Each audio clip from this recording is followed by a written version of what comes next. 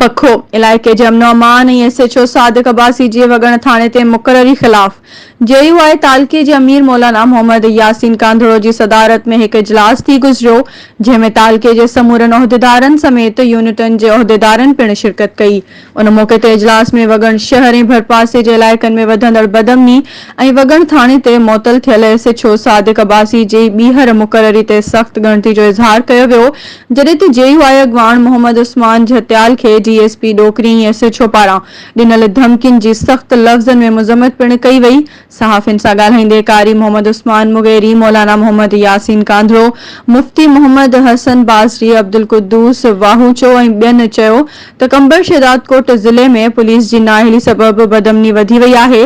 वगण समेत समूरे ज़िले जे थाणनि ते सिफ़ारिशी एसएचओ मुक़रर कया विया आहिनि, जेके अवाम खे तहफ़ुज़ ॾियण बजाए सिर्फ़ रिश्वत वठण में पूरा आहिनि।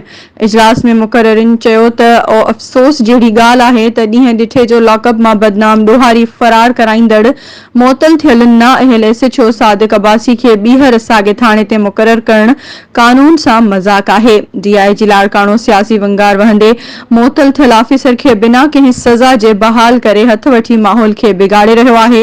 एसएचओ सादिक अब्बासी हमेशह ॾोहारियुनि जो साथारी रहियो आहे ऐं हर ॾोह में मुलविस आहे ऐं हू शरीफ़ शहरनि खे बिला जवाज़ तंग कंदो रहंदो आहे। हुननि चयो त एसएसपी कंबर शहदादकोट खे घुर्जे त मुख़्तलिफ़ थाणनि ते मुक़रर कयल राशि ऐं बदइख़लाक़ एसएचओज़ खे फौरी तौर हटाए उते सुठी साख रखंदड़ पुलिस ऑफिसर मुक़रर कया वञनि ऐं वगण थाणे जे एसएचओ सादिक अब्बासी खे फौरी तौर हटायो वञे, न त सख़्त एहतिजाज कयो वेंदो। पखो रिपोर्ट अब्दुल वहीद मेयो।